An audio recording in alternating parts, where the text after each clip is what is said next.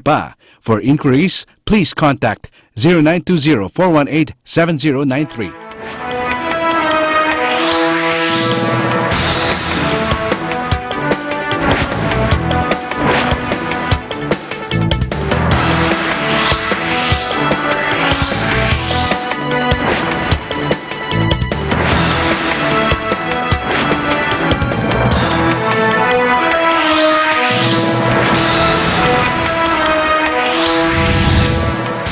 Sa ating headlines,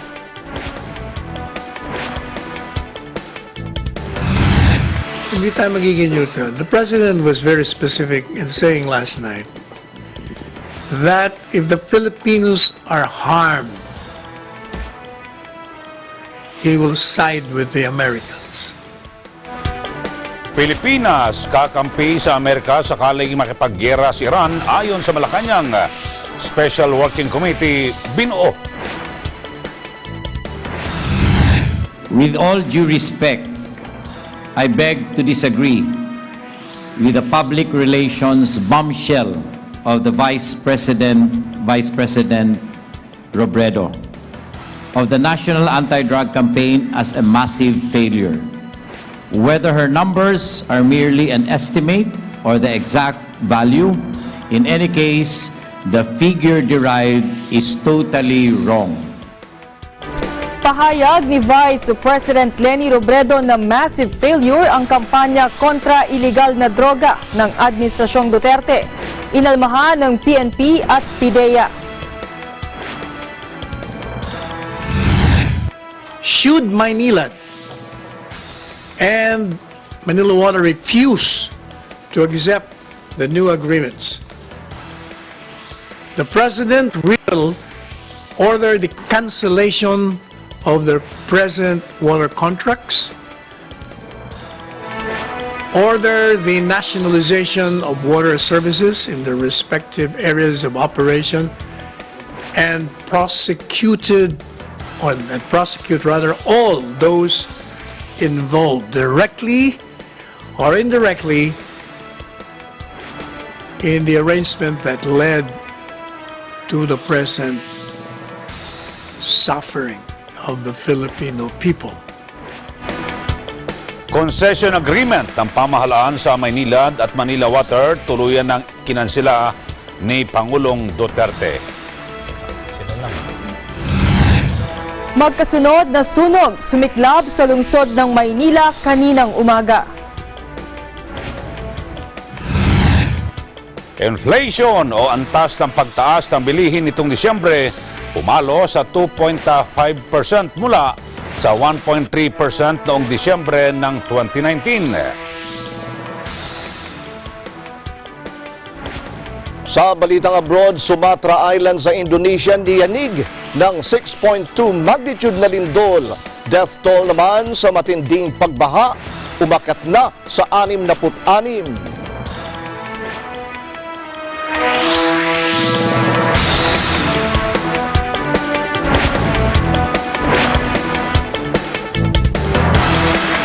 Magandang gabi Pilipinas, tayo po'y sa bayan na napapakinggan sa DCEC Radyo Agila 1062 sa Mega Manila at sa ating mga Radyo Agila Provincial Relay Station sa mga lungsod ng Dagupan, Lucena, Cebu at Davao.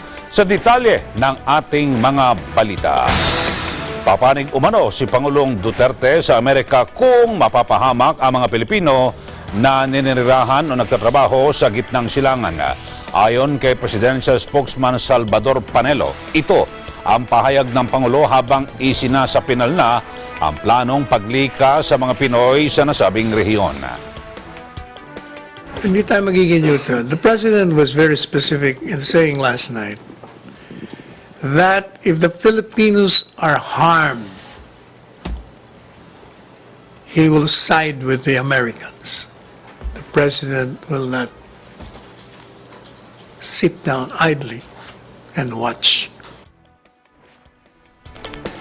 Una nang nagpahayag ng pangamba ang Pangulo sa tumitinding tensyon sa gitnang silangan sa harap ng nakaambang gyera sa pagitan ng Iran at Amerika. Una nang ipinagutos ni Pangulong Duterte sa dalawang cabinet members nito na lumipad patungong Middle East para ilatag ang plano at paglikas sa milyon-milyong OFWs doon. Sa tala ng Department of Labor, nasa 1,600 at 6,000 Filipinos ang naninirahan sa Iran at Iraq at 4 million ang migrant workers sa Middle East.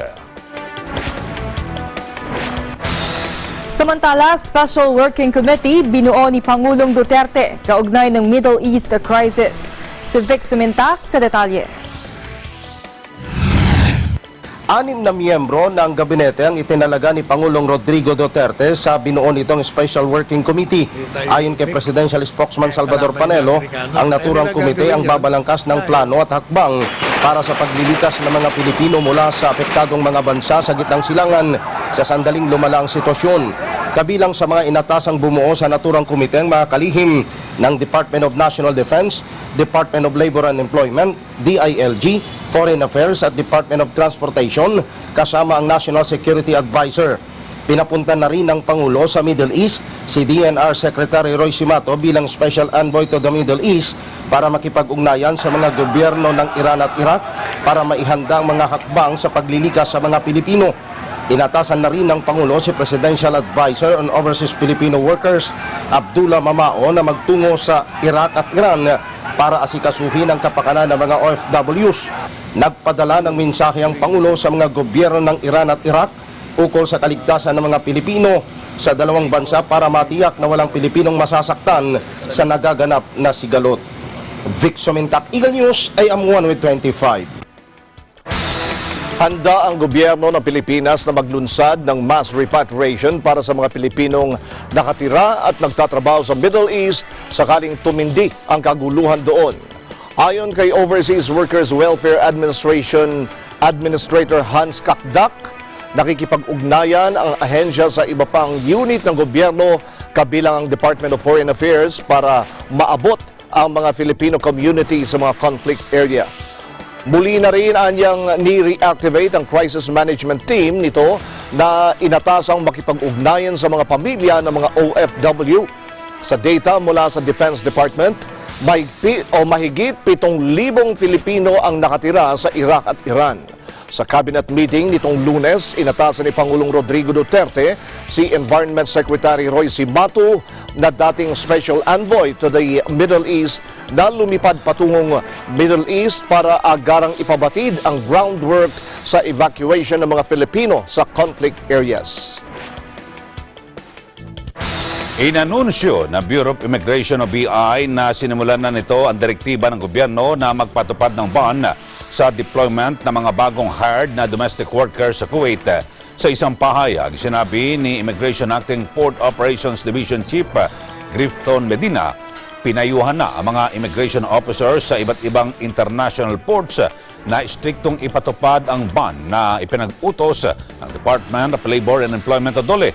Ipatupad niya ng ehensya ang nasabing ban matapos na matanggap ang kopya ng resolusyon nitong Enero 3 na inilabas ng Philippine Overseas Employment Agency o POEA na nagpapatupad ng partial deployment ban sa lahat ng newly hired domestic workers sa Gulf State.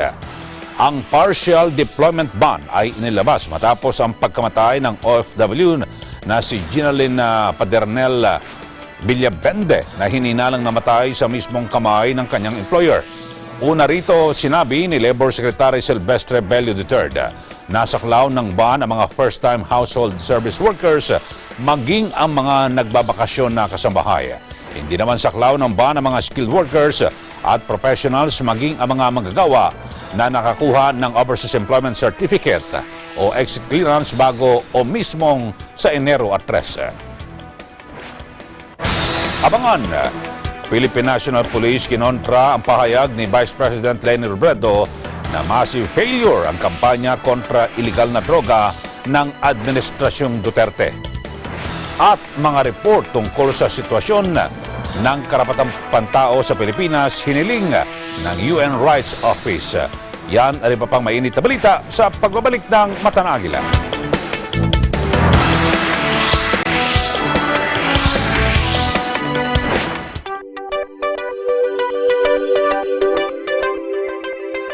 Para po sa mga viewers namin sa Middle East at sa North Africa via OSN, hello po sa inyong lahat dyan. Ako po si Nelson Lumaw at araw-araw po tayong nagkakasama sa Agila, Pilipinas. Dito po sa Net25 at OSN, siguradong at home ka dito.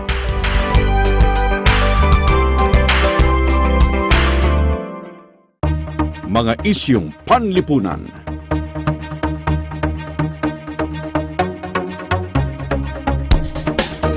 Mga isyung pampolitika.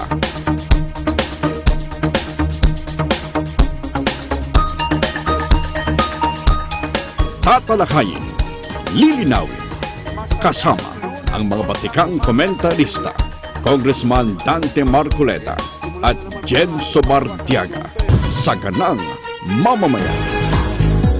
Lunes hanggang Biyernes, alas 8 hanggang alas 9 ng umaga.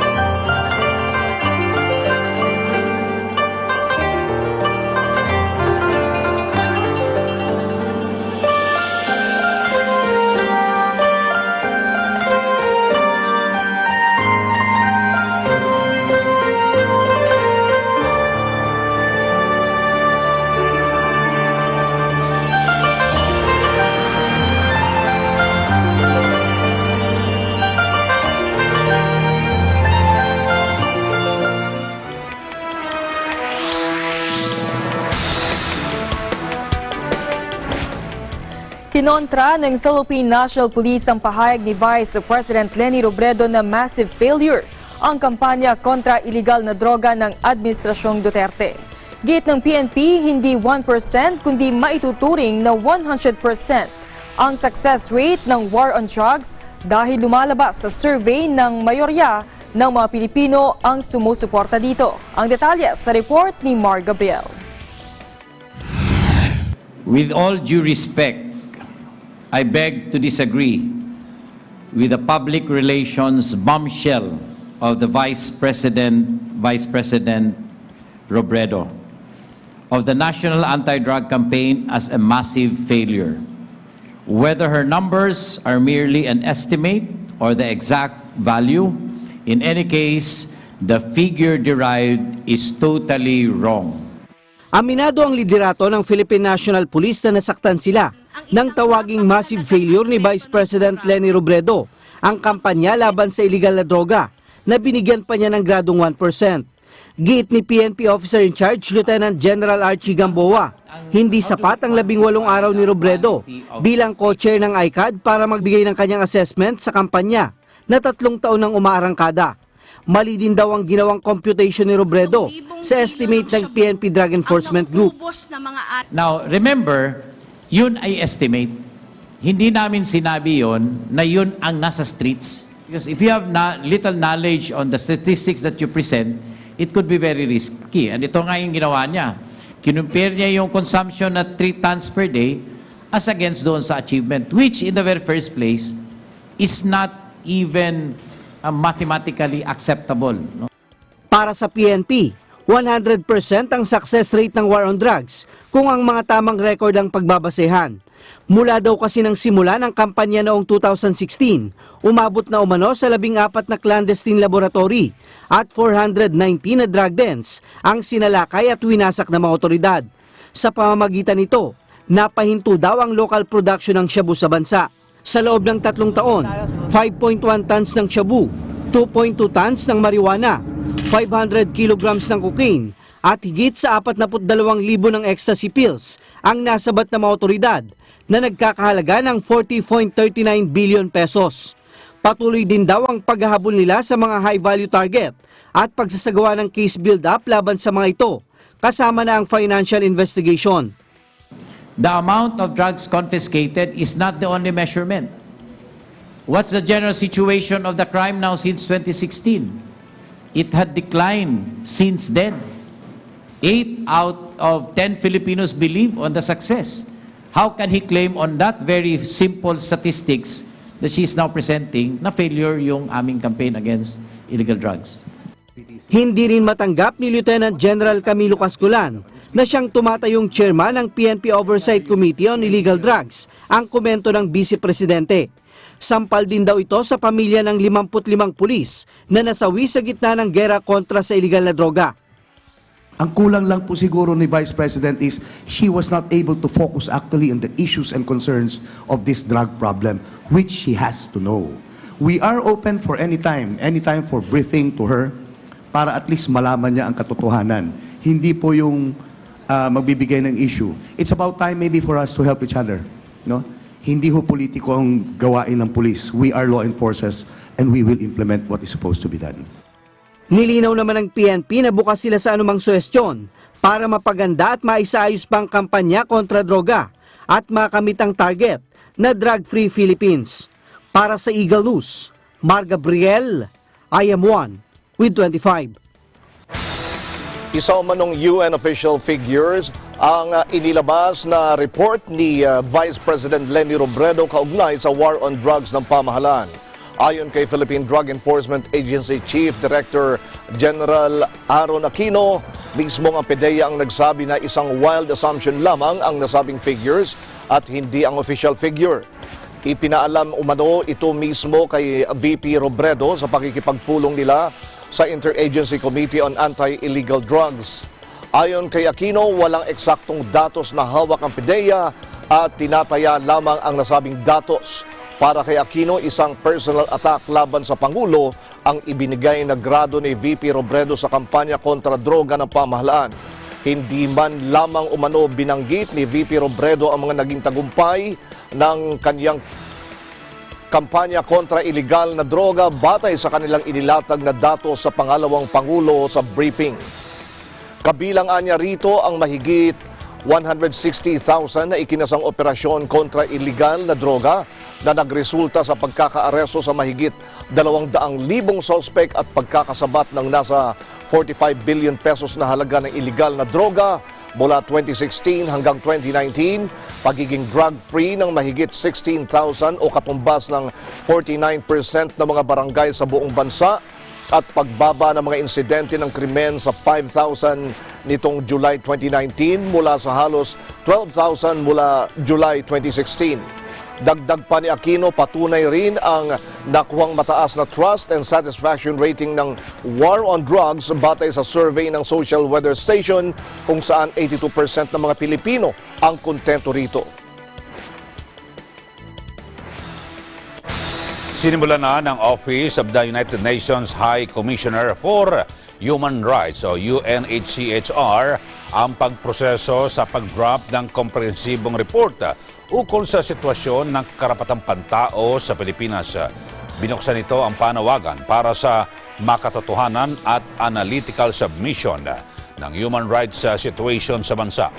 Alinsunod sa Human Rights Council resolution na inaprubahan noong nakarang taon, inimbitahan ng UN Office ang mga kinatawan ng member states, civil society, UN system at mga miyembro ng publiko na magsumite ng report na makatutulong sa pagkukumpile nito ng mga impormasyon na may kinalaman sa mandato ng HRC resolution. Ayon sa OHCHR, maaaring isubite ang mga report sa Enero 31. Hindi nila kinakailangan ng individual case o investigasyon at limitado lamang ang report sa 5,000 words dahil sa limited capacity. Nasa 200,000 pisong halaga ng kush weeds at liquid marijuana ang nasabat sa Central Mail Exchange Center o CMEC sa Pasay City ng mga tauhan ng Bureau of Customs. Ang nasabing shipment ay nagmula sa California, USA at idineklara bilang sapatos at tsokolate. Nasabat ito ng Customs na iya sa pakikipagtulungan sa Philippine Drug Enforcement Agency at NAIA Interagency Drug Interdiction Task Group. Ang consignee ay nagngangalang Xavier Martin Bulos mula sa Sampaloc, Maynila at naaresto ng tangkain nitong i-claim ang parcel. Maharap ito sa kasong paglabag sa RA 9165 o ang Comprehensive Dangerous Drugs Act of 2002 at RA 10863 o Customs Modernization Tariff Act. Abangan, concession agreement ng gobyerno sa Manila Water at Maynilad. Kinansela na ni Pangulong Duterte at idineklarang walang bisa. Dating Senador Bongbong Marcos, ipinarerepaso ang poll recount sa electoral protest laban kay Vice President Leni Robredo. Antabayanan ang mga balitang yan sa pagbabalik ng mata ng Agila.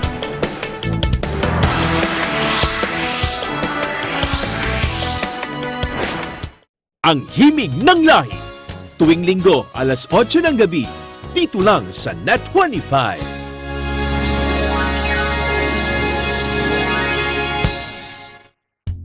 Pangalagaan ang sarili laban sa kagat ng lamok.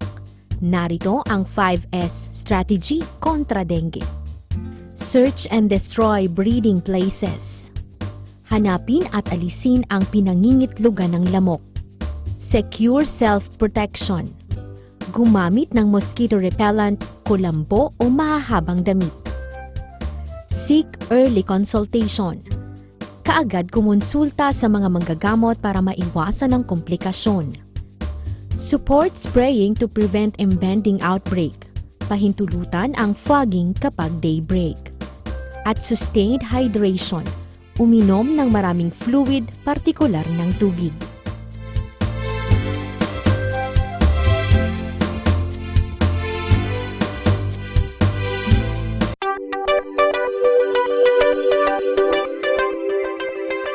Annyeong, bonjour, konnichiwa, hello! Kumusta po sa lahat ng viewers namin dito sa Pilipinas?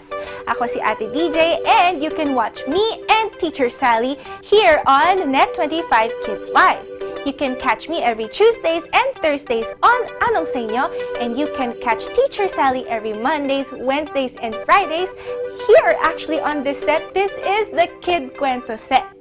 Iniimbitahan po namin kayong lahat na manood ng shows ng Net25 through OSN. You can now watch Net25 shows on the OSN channel 725. Panoorin nyo ang mga favorite Net25 shows nyo live and on demand, anytime, anywhere, and on any mobile device on OSN Play. Dito sa Net25 and OSN, siguradong at home kayo dito. Again, I am Ate DJ and I am 1 to 25.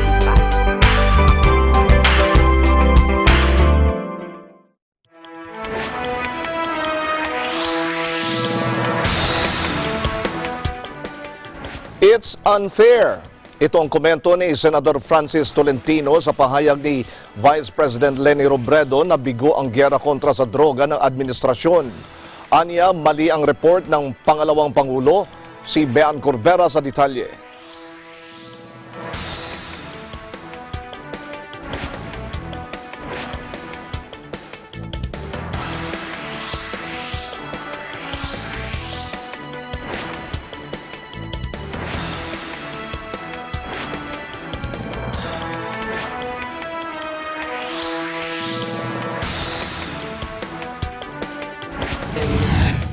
Diba? So dapat siguro kung sinasabi niya noon na kulang yung datos na sa maikling panahon na nanungkulan siya doon, palagay ko yung kulang na hawak niya hindi makakapagresulta ng isang accurate, exhaustive evaluation of what transpired during the last 3 years.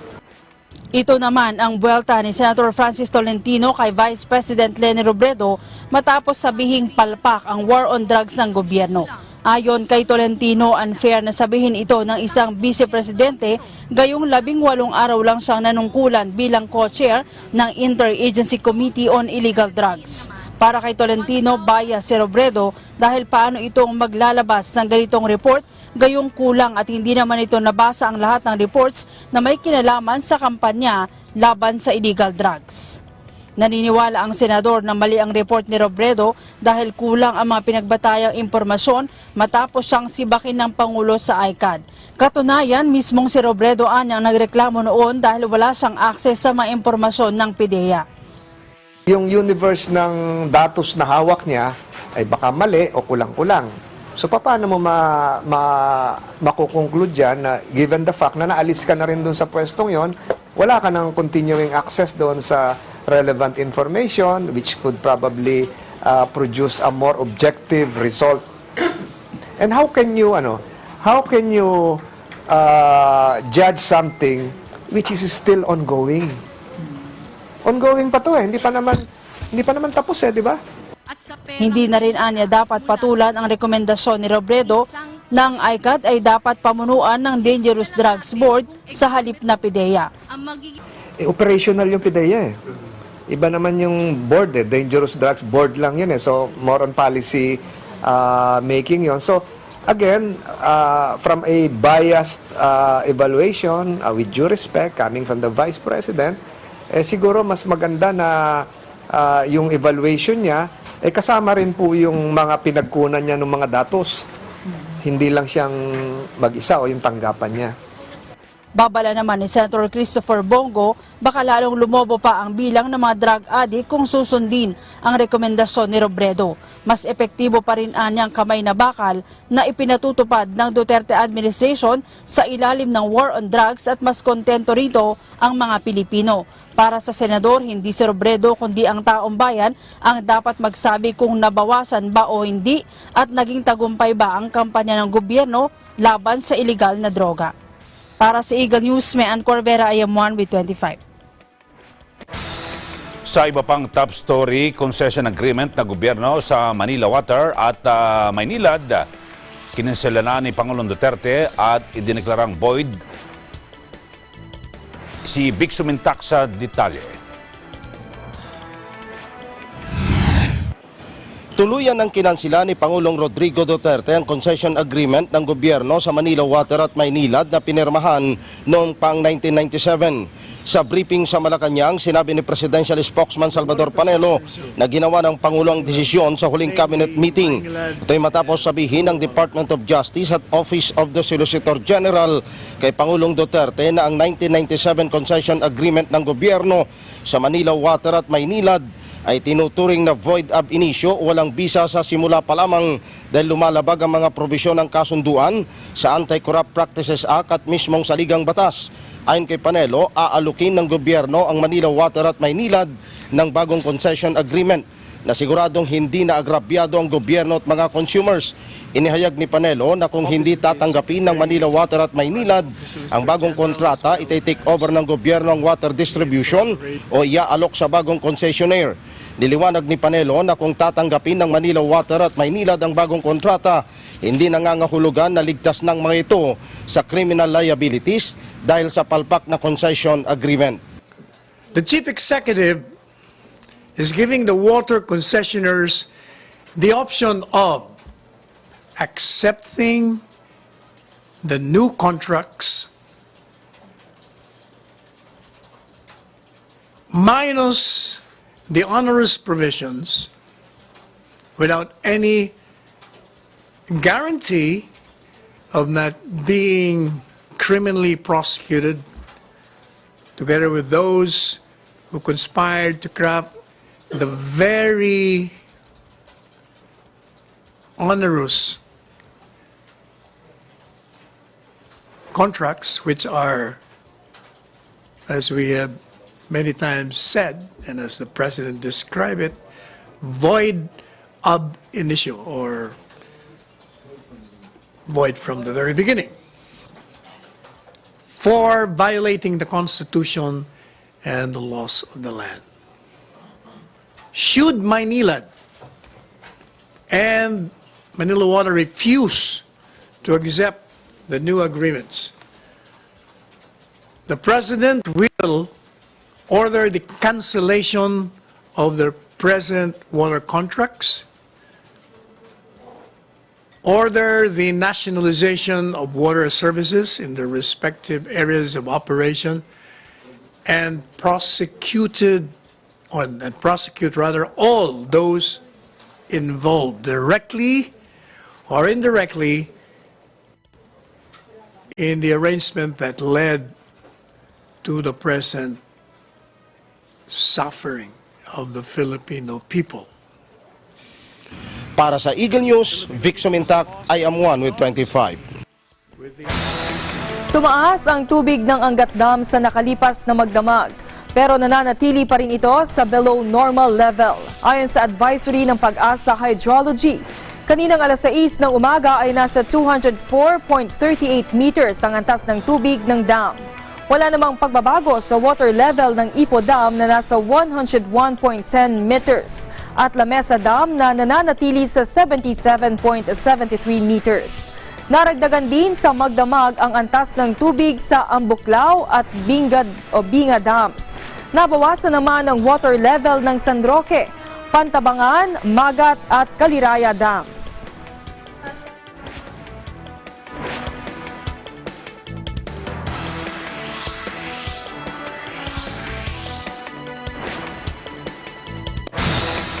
Sa iba pa ring balita, ang plano ng Grab na magsagawa ng relaunch sa kanilang motorcycle taxi service. Hakbang ito ng Grab sa gitna ng kinakaharap na kontrobersiya na kinasasangkutan ng mga motorcycle taxi sa bansa. Kung matutuloy ang relaunch ng Grab ay makakatapat na nito ang ilan pang motorcycle taxis kabilang na ang Angkas, Joyride at Move It. Una nang ipinatigil ang operasyon ng Grab Bike noong 2016 bilang pagtalima sa regulasyon ng gobyerno. Ayon kay Grab Philippines President Brian Koo, nakahanda na silang maglatag ng proposal sa Land Transportation Franchising and Regulatory Board anumang oras.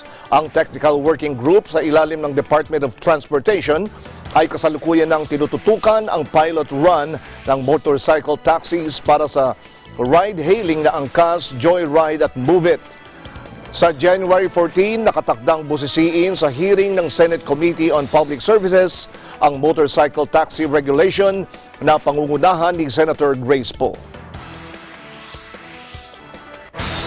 Sa iba pa ring balita, hiniling ni dating Senador Bongbong Marcos sa Presidential Electoral Tribunal o PET na repasuhin ang poll recount sa kanyang electoral protest laban kay Vice President Leni Robredo.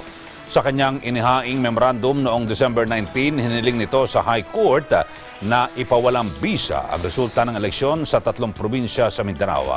Oktubre ng taong 2019, hinayag ng PET na batay sa initial recount sa 3 pilot provinces, lumaki pa ng 15,000 ang lamang ni Robredo kay Marcos. Pero ayon kay Marcos, hindi siya binigyan ng pagkakataon ng preliminary appreciation committees para magpresenta ng ebidensya kaugnay sa 3 pilot provinces.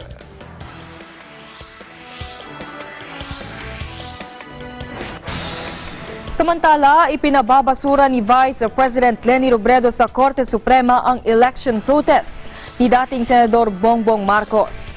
Batay ito sa mahigit 200 pahinang memorandum ni Robredo na isinumite sa Supreme Court na umuupo bilang Presidential Electoral Tribunal. Iginiit ni Robredo sa kanyang memorandum na walang basehan para ituloy ng PET ang protesta ni Marcos dahil sa nabigo itong makakuha ng substantial recovery ng boto sa 3 pilot provinces na personal nitong pinili para sa initial recount.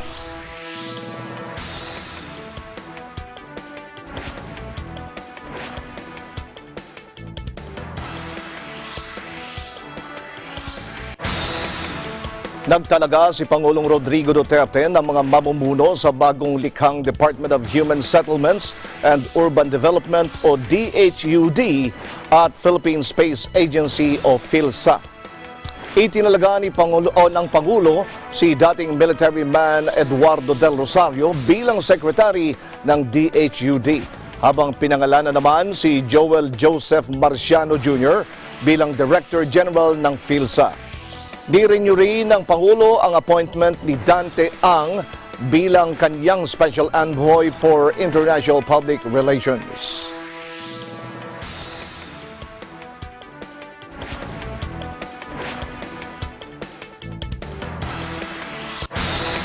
Abangan ACT-CIS Party List Representative Nina Taduran na biktima ng basag kotse gang sa isang mall sa Santa Mesa, Maynila. At holdupper patay matapos manlaban sa mga pulis sa Barangay Payatas, Quezon City. Ang police beat sa pagbabalik ng Mata ng Agila.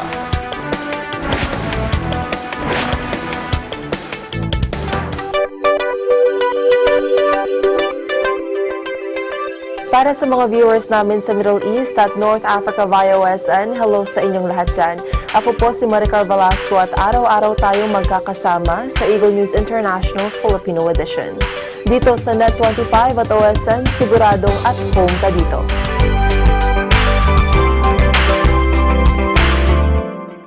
Innovation, digital disruption, globalization. Startups, micro, small, and medium enterprises, as well as large corporations, all face interesting challenges in the market today. Peek into the world of exciting opportunities and partnerships to drive growth with the latest business news and information.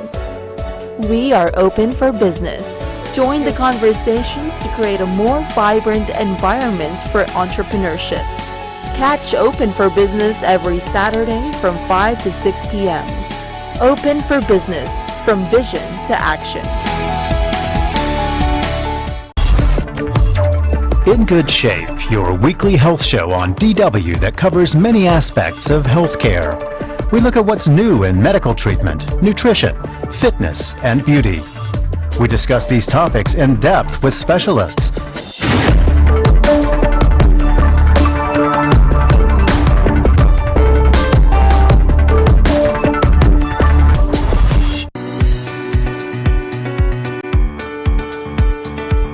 Hey guys, Marie here. I'm in Denver, Colorado, the Mile High City.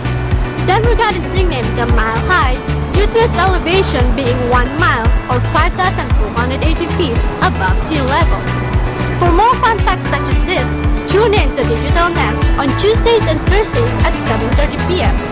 And don't forget to subscribe to our YouTube channel, Digital Nest EBC, to catch all the episodes right at your fingertips. I'm Marie Dumayak, EBC Colorado correspondent. I'm 1-25. Labing-anim na katao ang sugatan sa nangyaring sunog sa isang residential commercial building sa Tondo, Maynila. Sa laki ng sunog, umabot ito sa ikalamang alarma bago ito idineklarang fire under control pasado alas 9 kanina umaga. Si Madeline Villar Moratillo sa detalye.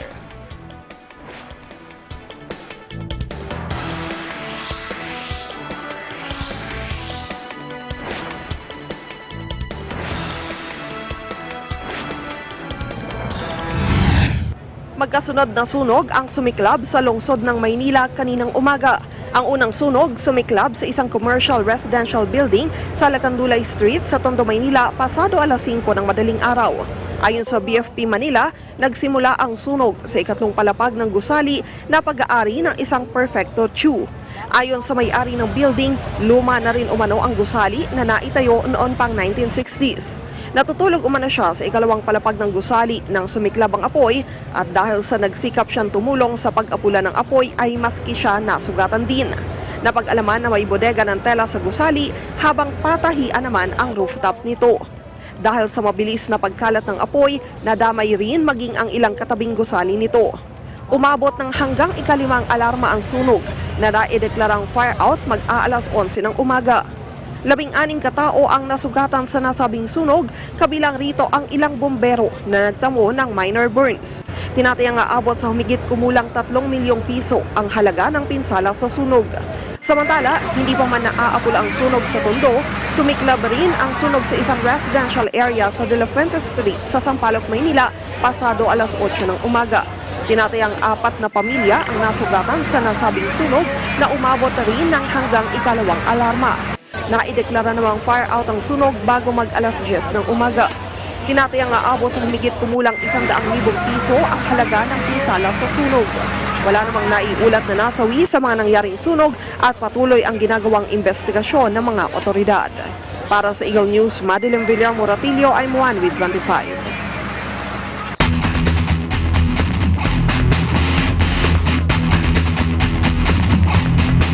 ACT-CIS Party List Representative Nina Taduran na biktima ng basag kotse gang sa isang mall sa Santa Mesa, Maynila.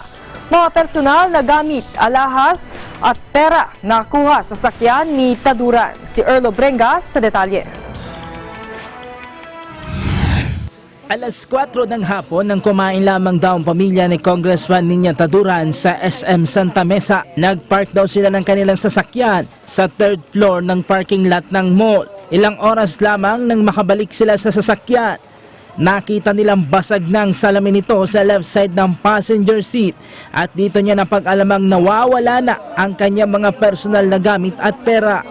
Ano yun hassle sa akin Tsaka yung perwisyo ba, yun yung nakuha, tsaka tapos may iPhone pa at may necklace. Nakakapagtaka naman bakit walang roving guard. So sana malang napansin ka agad yun sa kalsada na nakapark yung sasakyan ko tapos naransak, maiintindihan ko nagbayad kami. Dismayado naman ang kongresista sa naging sagot sa kanya ng mall, maging sa kawalan din ng CCTV sa lugar kung saan nila ipinarada ang kanilang sasakyan. Magsasampa naman ang kaso si Taduran sa management ng mall at sa security agency ng social negligence dahil sa kapabayaan nito. Ilan sa mga nakuha sa sasakyan ng kongresista ay ang laptop, 8,000 pesos, $500, ATM, IDs, necklace na nagkakalaga ng 40,000 pesos at pendant na nagkakalaga ng 5,000 piso. Niimbestigahan ng QCPD Criminal Investigation Detection Unit ang insidente. Samantala sa isang text message, sinabi naman ng pamunuan ng SM Santa Mesa na makikipagtulungan sila sa pulis sa gagawing investigasyon.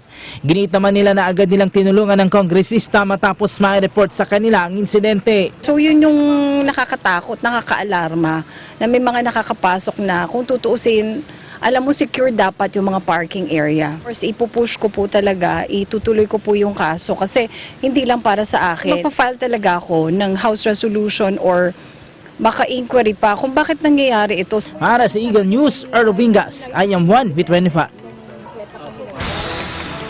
Patay ang isang holdupper habang nakatakas naman ang isang kasamahan nito matapos namang biktima sa barangay Payatas, Quezon City kaninang madaling araw. Bukod sa nang hold up ang mga sospek ng agaw pa ito ng motorsiklo. Nagbabalik si Erlo Brengas. Pauwi na daw sana mula sa trabaho si Jamie nang bigla na lamang siyang harangin ng dalawang magkaangkas sa motorsiklo sa barangay Payatas, Quezon City kaninang madaling araw. Galo na nang bigla na lamang siyang tutukan ng baril at sapilitang kuhanin ng kanyang bag na mga suspect. Matapos ito, agad siyang nakaingin ng tulong sa mga rumeresponding mga pulis ng Batasan Police Station na sakto namang malapit lamang sa lugar. Alis na po yung tricycle, biglang hinarang po nung nakamotor. Tapos pumasok po sa loob ng tricycle, tinutukan po ako ng baril, tapos kinuha po yung bag tsaka cellphone. Matapos ang pang-hold up na mga suspect sa biktima, nagkaroon naman ng putukan at habulan ng pulis at mga suspect hanggang sa na-corner na mga ito sa Lower Empire Street malapit lamang sa lugar. Tumakas ang isa sa mga suspect habang ang isa naman dead on arrival sa ospital. Sin silang isang komosyon sa isang tricycle na parang may hinahablot ang isa sa mga suspect. Nilapitan ito ng ating mga pulis, ngunit kanila itong pinaputukan.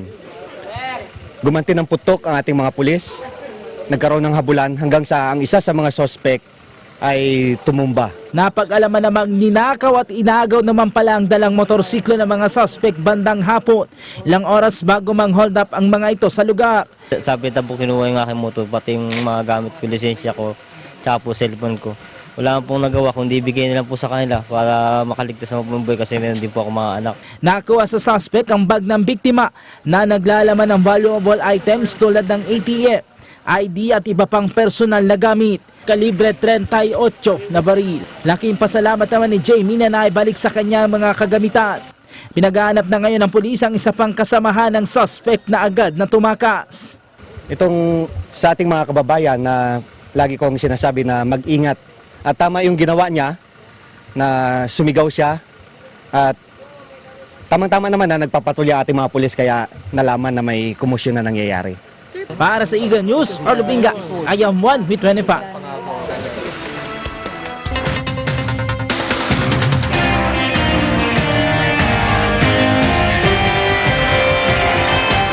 AP Western Mindanao Command General Cerelito Sobihana pinasalamatan ng mga taga-Tawi-Tawi sa mabilis na pagresponde sa isang pasyente ng Turtle Island Rural Health Unit. May detalye si Eli Dumabok. Pinasalamatan ng mga kababayan natin mula sa bayan ng Turtle Island, probinsya ng Tawi-Tawi, ang commander ng Armed Forces Western Mindanao Command na si Lieutenant General Cerelito Sobihana sa mabilis na responde nito sa isang pasyente ng Turtle Island Rural Health Unit. Ang pasyente doon ay ang boat skipper ng Vietnamese fishing vessel na si Dang Chan na nabalian ng braso at binti matapos maaksidente habang nanghuhuli ng isda sa labas ng territorial seawater ng Bangsamoro Autonomous Region and Muslim Mindanao. Ayon kay Turtle Island Mayor Paisal Jamalol, hindi nakayanan ng kanilang medical facility ang mga sugat at bali sa katawan ng isang Vietnamese fisherman, kung kaya agad siyang humingi ng saklolo kay General Sobihana para mabilis na makuha ng helicopter ang dayuhang pasyente papunta sa Camp Navarro General Hospital sa loob ng kampo ng Armed Forces Western Mindanao Command dito sa Zamboanga City. Ang karagatan na malapit sa border ng Turtle Island Municipality sa Tawi-Tawi ang kalimitang dinarayo ng mga mangingisda mula sa bansang Vietnam, Thailand, Malaysia at Indonesia dahil sa sagana ito sa mga yaman ng karagatan. Nakalatag naman ang mga tauhan ng Municipal Bantay Dagat, Coast Guard, Maritime at Navy sa lugar para tiyaking hindi malabag o pinsalain ng mga dayuhang mangingisda ang mga yaman ng ating karagatan sa Tawi-Tawi. Eli Dumabok, Eagle News, NM1 with 25. Road clearing operation sa Labason, Zamboanga del Norte isinasagawa bilang bahagi pa rin ng direktiba ni Pangulong Rodrigo Duterte. May detalye si Eagle News correspondent Ramon Burguete. Puspusang isinagawa ang road clearing operation sa lungsod ng Labason na pinangungunahan ng Task Force Road Clearing Operation na binubuo ng iba't ibang miyembro mula sa DILG, Municipal Planning and Development Coordinator or MPDC, MDRRMC, PNP at BEF upang linisin ang lahat ng daan dito sa lungsod ng Labason.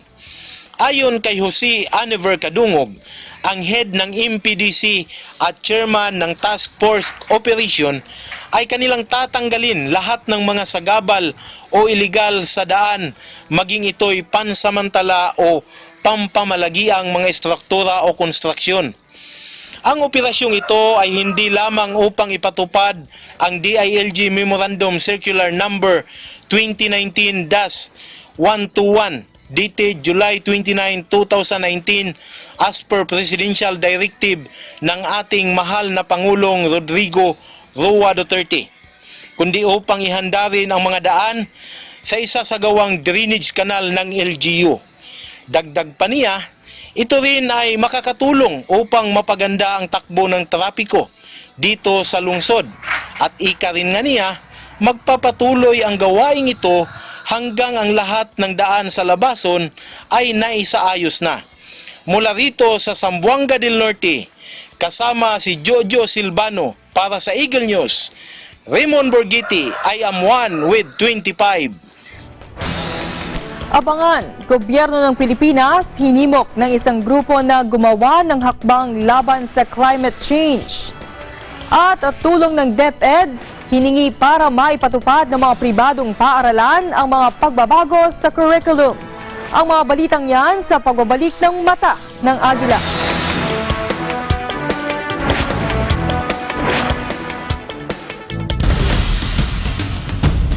Tamang impormasyon, napapanahon, mula Batanes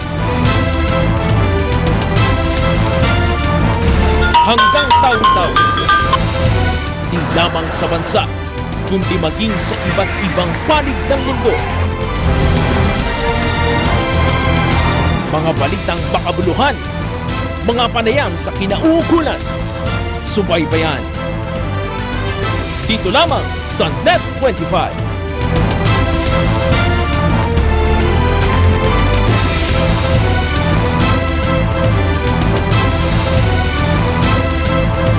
News, entertainment, technology.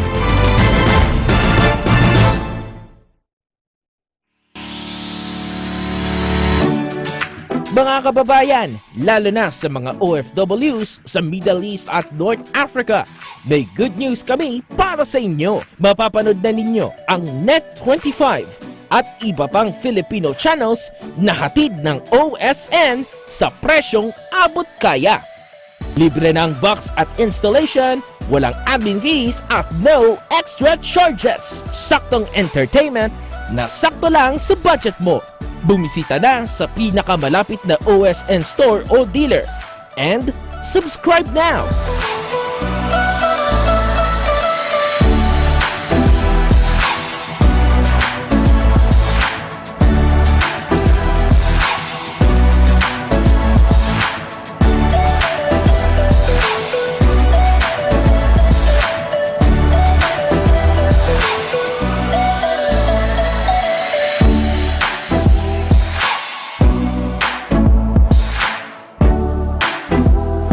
Sa Net25 at OSN, siguradong at home ka dito.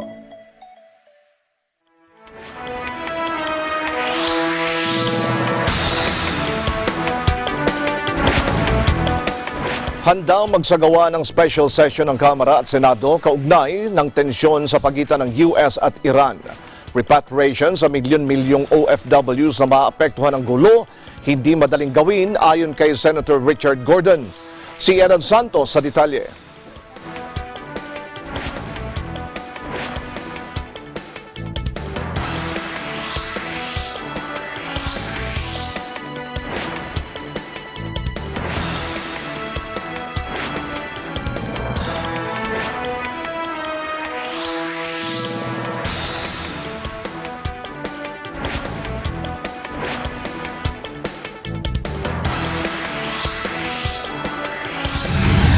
Bilang tugon sa hiling ni Pangulong Rodrigo Duterte, handa ang Kamara at Senado na magsagawa ng special session kasunod ng patuloy na tensyon sa pagitan ng US at Iran.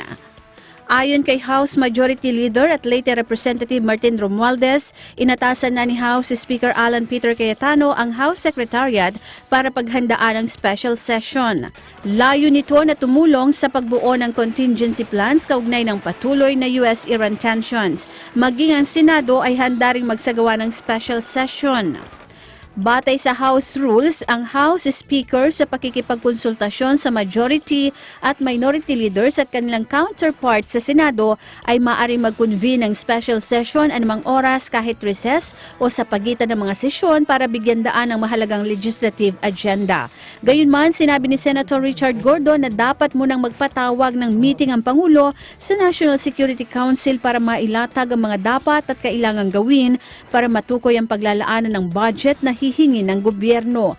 And yet our people refused to go. Our people, especially our nurses, didn't want to go. I talked with them. I was there with Channel 5, where you're from. And I spoke with them and said, uwi na kayo, sir. Kawawa naman yung mga tao dito. They're relying on us to take care of them, and they stayed. So, hindi basta-basta yan. My suggestion really is to call, of course, if the President calls for a special session, we will attend. That's a call that we cannot ignore. But certainly to obviate long debates, they should present already a plan of action, a structure, a strategy, so that we can make decisions properly. Git naman ng senador na hindi madali ang nais ng Pangulo na magsagawa ng repatriation sa milyong-milyong OFWs na maapektuhan ng gulo. Anya dapat munang pag-aralan ito na mabuti at huwag agad magpanik. Sa kasalukuyan ay may 5 C-130 ang AFP, subalit 3 lang sa mga ito ang umaandar habang under maintenance ang 2 pa. Hindi umano sapat ang mga ito para gamitin sa repatriation ng ating mga kababayan. Well, you prepare for the worst all the time, no? And hope for the best.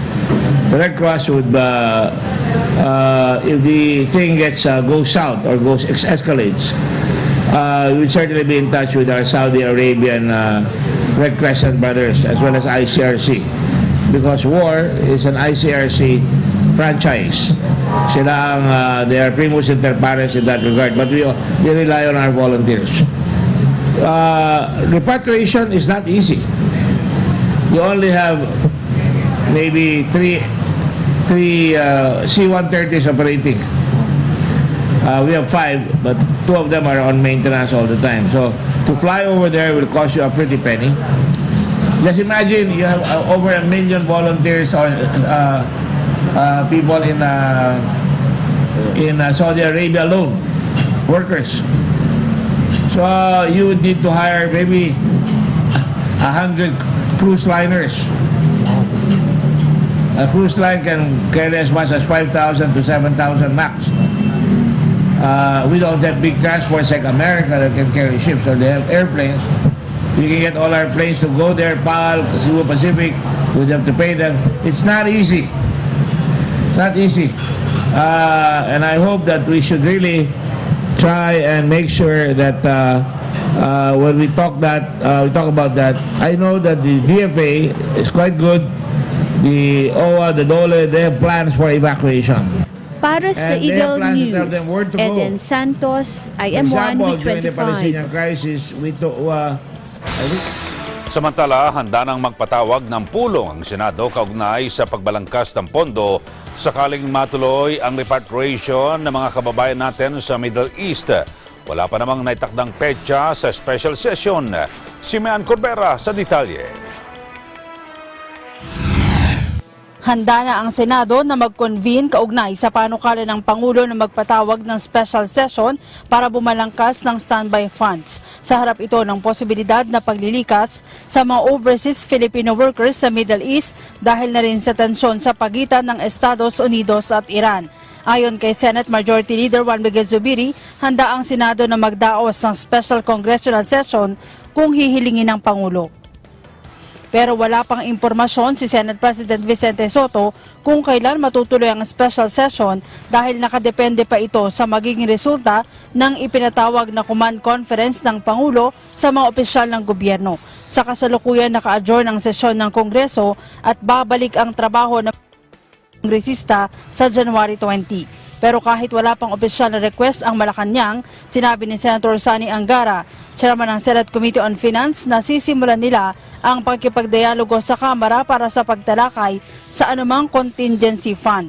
Anuman kasi anyang panukala na may kinalaman sa appropriations, kailangan mag-originate sa Kamara, pero tiniyak na papaspasan ang anumang request ng Pangulo. Ayon kay Senator Francis Tolentino, bagamat may pondo ng OWA para sa repatriation ng mga manggagawang Pinoy, kukulangin sa dami ng mga Pinoy na kinakailangang ilikas. Ang sitwasyon anya sa Middle East ay hindi naman natalakay ng busisiin ng Kamara at Senado ang pambansang budget para ngayong taon.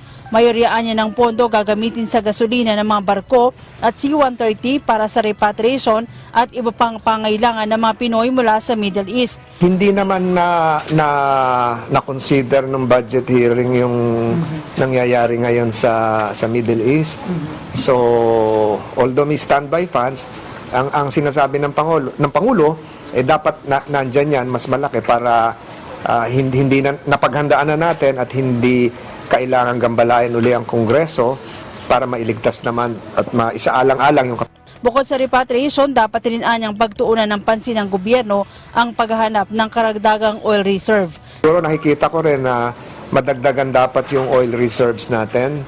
Kasi sa pangkasalukuyan, 15% lang yung oil reserves ng bansa. So kung maging 30-40%, malaking buffer yon kung sakaling magkaroon ng malaking sigalot sa Middle East na kakailanganin talaga natin ng dagliang pagtugon sa pangangailangan ng langis. Sa ngayon, maaari raw munang gamitin ng Malacanang ang bilyon-bilyong pisong contingency funds na nasa OWA para agad matulungan ang mga Pinoy workers na nasa panganib. Para sa Eagle News, Mean Corbera, IM1 with 25.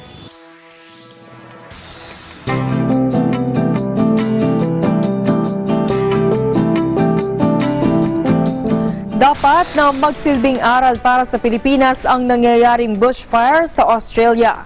Ayon sa grupong kalikasan People's Network for the Environment, nais nilang gumawa ng hakbang ang gobyerno laban sa climate change. Maaari kasi nilang tumindi pa ang nararanasang abnormal na panahon kung hindi maaagapan ang pabago-bagong panahon. Noong 2018 ay kinilala ng think tank group na German Watch ang Pilipinas bilang ikalawa sa listahan ng mga bansa na apektado ng matitinding weather events.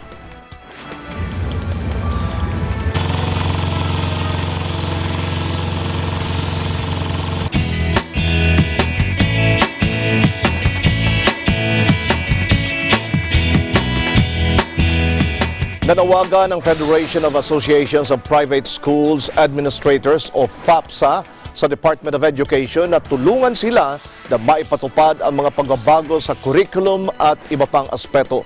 Ayon sa FAPSA, hindi lamang dapat nakatuon ang pansin ng DepEd sa mga pampublikong paaralan, kundi dapat maging sa mga pribadong paaralan sa bansa. Pahayag nito ng grupo kasunod ng panukala ng Senado na muling buhayin ng Congressional Committee on Education o EDCOM.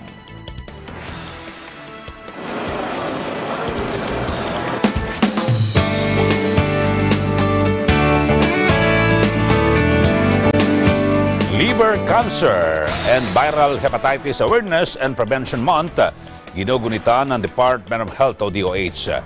Si Bel Surara sa detalye. Ginugunita ng Department of Health o DOH ang Liver Cancer and Viral Hepatitis Awareness and Prevention ngayong buwan.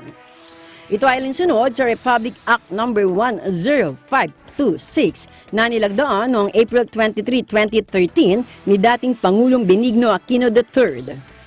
Ayon kay Dr. Lenny Soriano ng Nuira General Hospital, maraming uri ng hepatitis. Ang hepatitis virus ay maraming uri o klase. Ang pinakakaraniwan ay A, B, C, D at E. Ngunit ngayon, may mga pananaliksik na meron na ring hepatitis F at hepatitis G. Simptomas ng taong may hepatitis is paninilaw, paglalagnat, okay? Pagsakit ng tiyan, nanghihina, yung iba nagsusuka. Ano ba itong hepatitis A? Okay, type pa rin ng viral hepatitis. Ito nakukuha o naisasalin sa pamamagitan, ang tawag natin dyan is fecal oral route. So itong virus na to, pwedeng sa yung dumi ng tao na meron nito, na nakakontamina doon sa tubig o sa pagkain at na-ingest o nakain natin, nainom natin yung tubig na yon, yun yung pwedeng paraan para magkaroon o makahawa o kumalat itong hepatitis A. Payo ni Dr. Soriano, upang hindi dapuan ng anumang uri ng hepatitis, tiyaking malinis ang kinakain at iniinom at higit sa lahat, magpabakuna kontra HEPA. Para sa Eagle News, Bel Surara and I'm one with 25.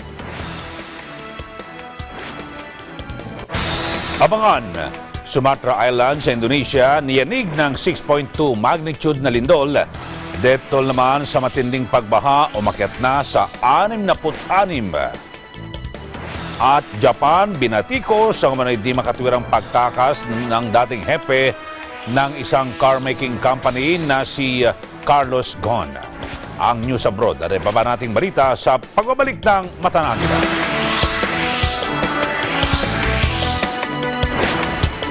This is one of the few films na, you know, even if I had to go to the bathroom, di ako makatayo talaga kasi talagang na-engage ako. This is storytelling at its best.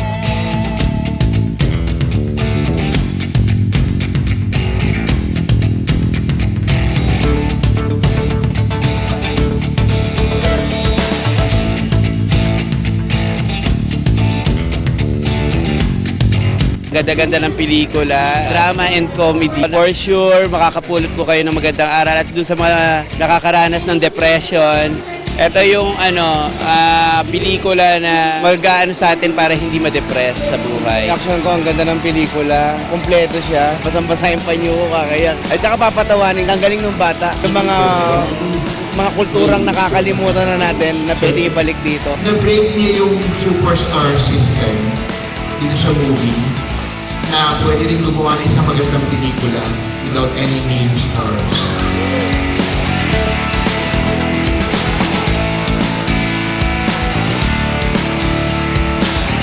Napakaganda ng pelikula, napakagaling ng director at ng cast. Napanood ko yung part 1. Mas maganda pa rin tong part 2 at nag-step up. Kaya mga kababayan, inikayat ko kayong panoodin nyo ang Guerrero 2. Yes, I highly recommend po yung pelikula. Panoorin niyo po. Kailangan mapanood talaga ng mas nakakarami pang mga Pilipino. Hello everyone, inibigyan ko na kayo manood ng Guerrero 2, Tuloy ang Laban. Guerrero 2, Tuloy ang Laban. Guerrero 2, Tuloy ang Laban. Guerrero 2. Guerrero 2, Guerrero 2. Guerrero 2. Tuloy ang laban. Tuloy ang laban. Tuloy pa rin ang laban. Tuloy ang laban. Guerrero 2, Tuloy ang laban.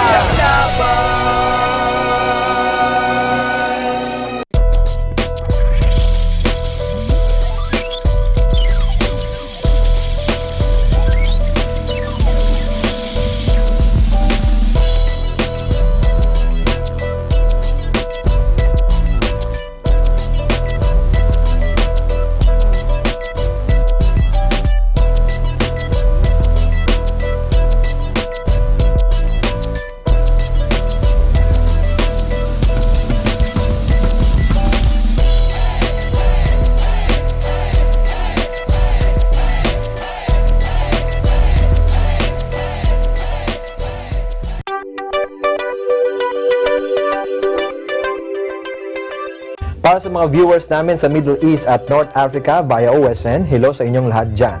Ako po si Ben Bernaldez at araw-araw tayong magkasama sa Eagle News International Filipino Edition. Dito sa Net25 at OSN, siguradong at home ka dito.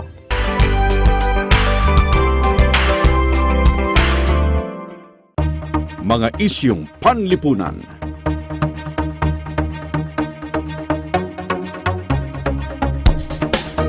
Mga isyung pampolitika.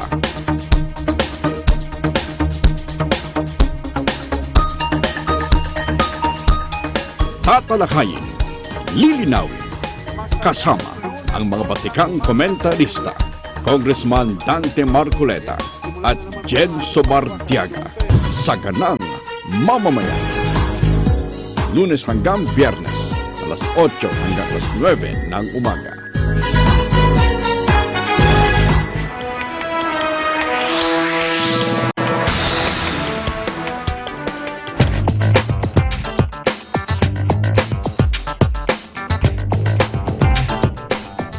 Bumilis ang inflation rate ng ating bansa nitong Desyembre. Ayon sa Philippine Statistics Authority o PSA, naitala ang inflation rate noong nakaraang buwan sa 2.5%. Mataas ito kaysa 1.3% noong Nobyembre, ngunit mas mababa sa 5.1% noong Desyembre 2018.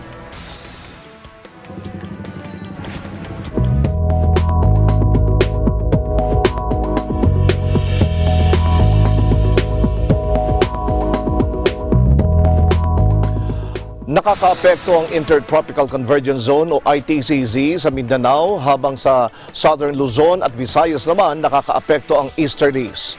Kaya ayon sa Pag-asa, bukas makakaranas ng maulap na papuwirin na may kalat-kalat na pag-ulan at thunderstorms ang Bicol Region, Calabarzon at buong Mindanao. Habang ang Metro Manila at ang nalalabing bahagi ng bansa ay makakaranas ng bahagyang maulap hanggang sa maulap na papawirin na may mahihina hanggang sa katamtamang pag-ulan dahil sa localized thunderstorms.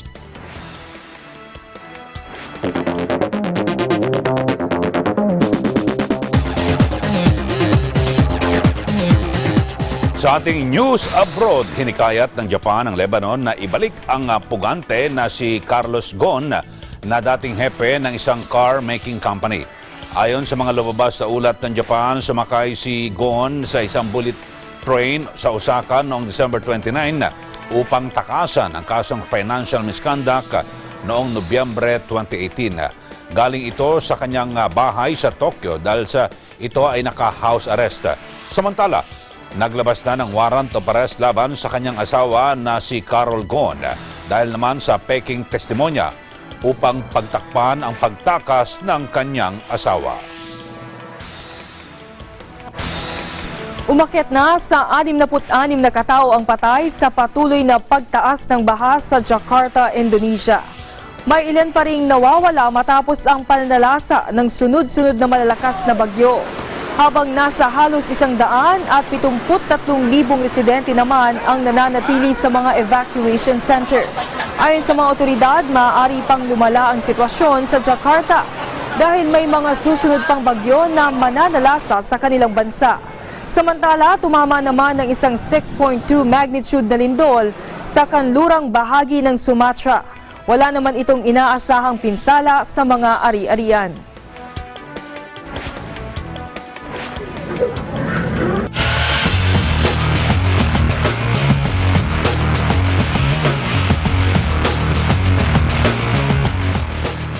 Tiniyak ng Philippine Sports Commission na matutupad ang pagbuo ng Philippine Sports Training Center. Samantala, San Antonio Spurs wagi sa top team na Milwaukee Bucks sa score na 126-104. Si Ben Bernaldez sa detalye. Nangako ang Philippine Sports Commission o PSC na gagawin nila ang lahat upang may sa katuparan ang pagbuo ng Philippine Sports Training Center o PSTC. Halos isang taon na nang pirmahan ni Presidente Rodrigo Duterte ang Republic Act 1121-4 o ang Philippine Sports Training Center Act. Ang RA 1121-4 ay para sa pagtatatag ng state-of-the-art sports training facility na may amenities na angkop at tama sa ating mga atleta, coaches at referees para makamit ang mataas na antas at kalidad na training na magre-resulta sa pinakamahusay na performance ng Philippine athletes sa kanilang pagsabak sa iba't ibang international sports competition kasama ang prestiyosong Summer Olympic Games kung saan target ng Pinas na makasungkit ng unang gintong medalya.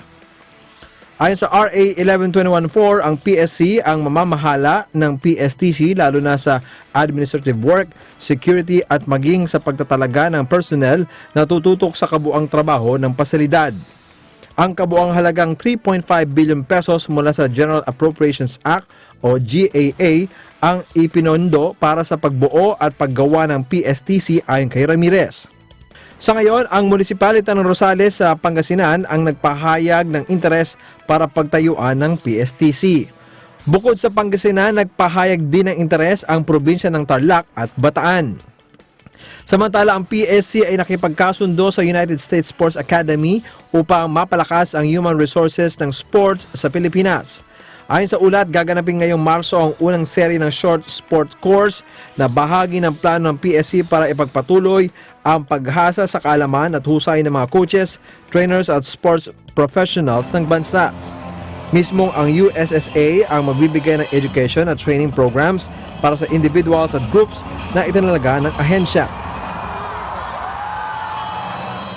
Sa NBA, tinambakan ng San Antonio Spurs ang nangungunang koponan ngayon na Milwaukee Bucks sa score na 126-104 para ipaghiganti ang kanilang nakaraang talo sa loob ng AT&T Center. Naging solido ang game plan ni head coach Greg Popovich sa huling yugto ng laban upang makontrol ang naghahabol na Bucks. Epektibo rin sa opensa si DeMar DeRozan na umiscore ng 25 points at may 7 assists sa 11-15 na field goal. Pumutok din mula sa bench ang 3-point specialist si Patty Mills na may 21 points kasamang 6 na 3. Hindi rin hinayaan ng Spurs na matalo sila sa paint matapos kumuha ng 54 rebounds kontra sa 34 ng Bucks.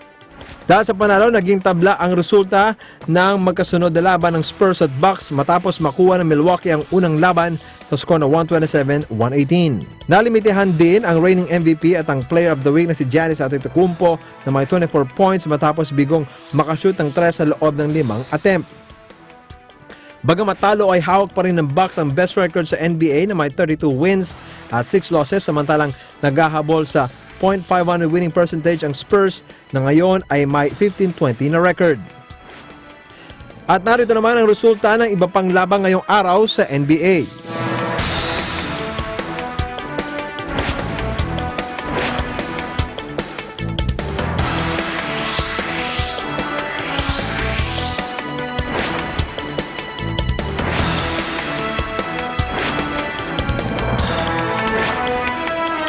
At yan ang mga balita para sa EN Sports. Ako si Ben Bernaldez and I'm 1 with 25.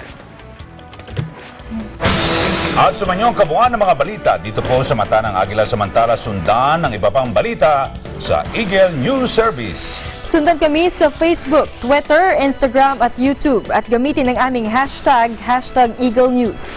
Bisitahin din ang aming website sa eaglenews.ph.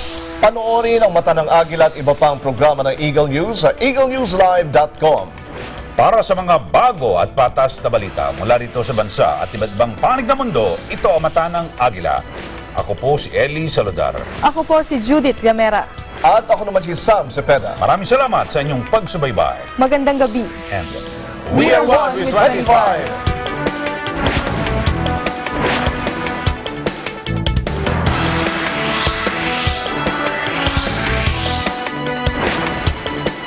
This program was brought to you by Vita Herbs Philippines Green Coffee.